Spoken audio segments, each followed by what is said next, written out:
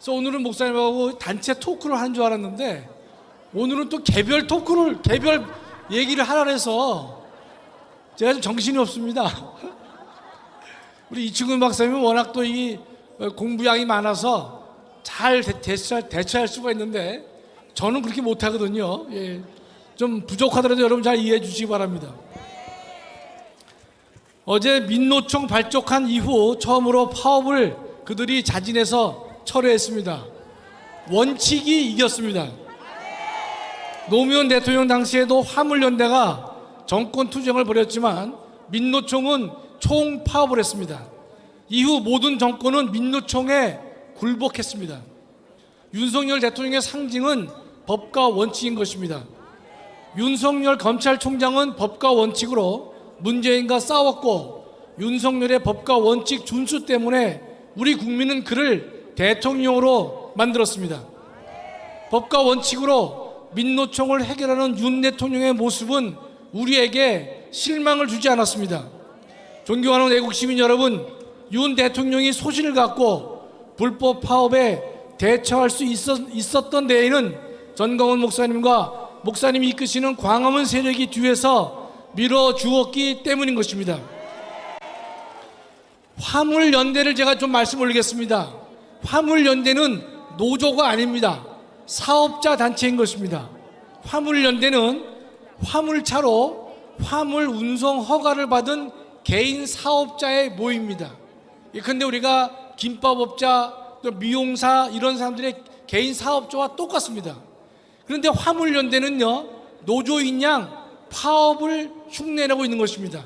그러나 그들은 개인 사업자이기에 그들의 불법은 파업이 아니라 집단 운송 거부에 해당하는 것입니다. 언론이 그들의 불법 행위를 파업이라고 쓴 것은 명백하게 잘못된 것입니다.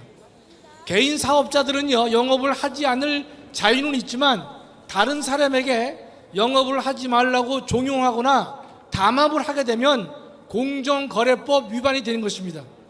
우리 현 공정거래법은 둘 이상의 사업자가 부당한 공동행위를 하지 못하게 하고 있습니다. 동시에 사업자 단체가 법이 불허하는 금지 행위를 할 때는 불법이라고 규정을 하고 있는 것입니다. 알다시피 공정거래위원회가 3차례나 현장 조사를 추진했지만 그들은 조사를 거부했습니다.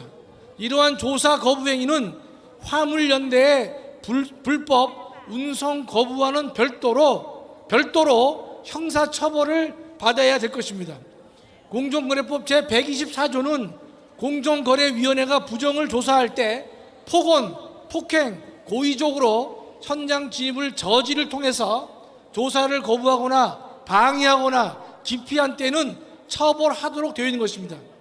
그들은 안전운임을 주장하지만 안전운임제는 운수사업자들이 근로자임을 전제로 만들어진 최저임금제와 같은 보호장치가 되는 것입니다.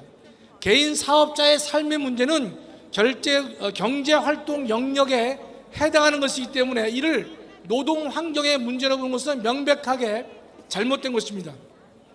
다른 자영업자와도 형평성의 문제가 되기 때문에 시장경제 원리에 따라서 문제는 해결되어야 옳은 것입니다.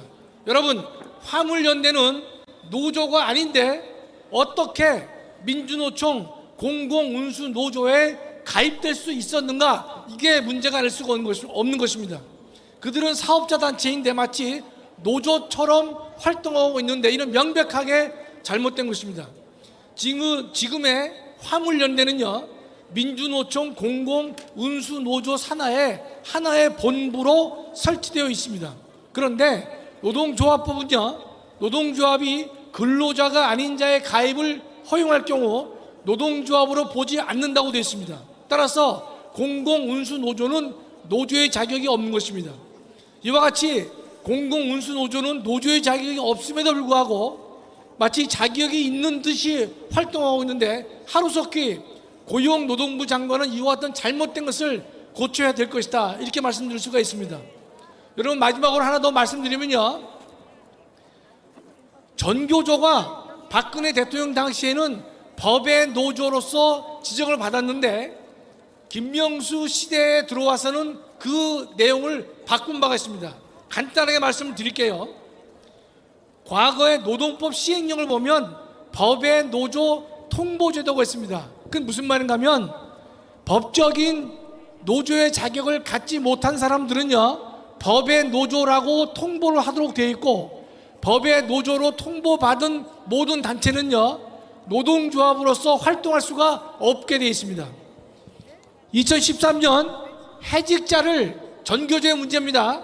해직자를 조합원으로 인정할 수가 없음에도 불구하고 전교조는 해직된 교사들을 노조의 자격을 인정했던 것입니다.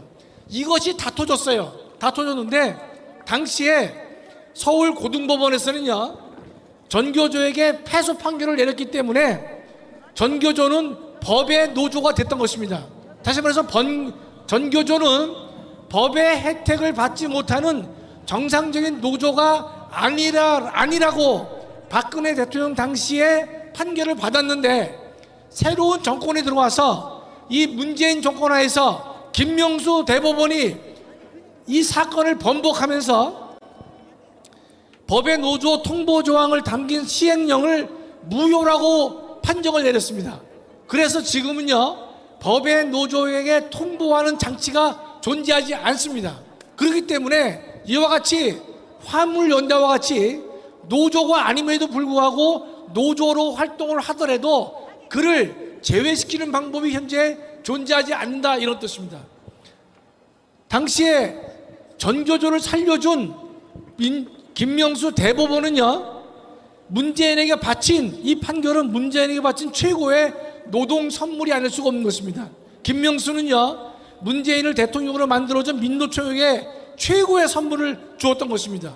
즉 전교조를 법의 노조에서 적법한 노조로 만들어준 인간이 바로 김명수가 되는 것입니다. 뒤에는 문재인이 있는 것입니다.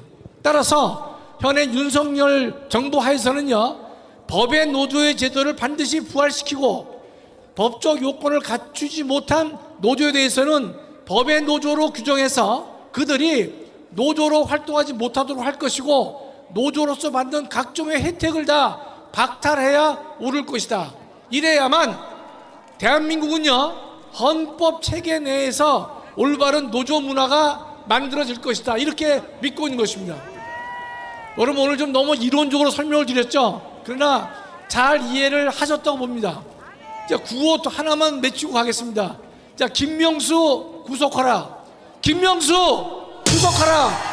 문재인. 감사합니다. 네, 고맙습니다. 아유.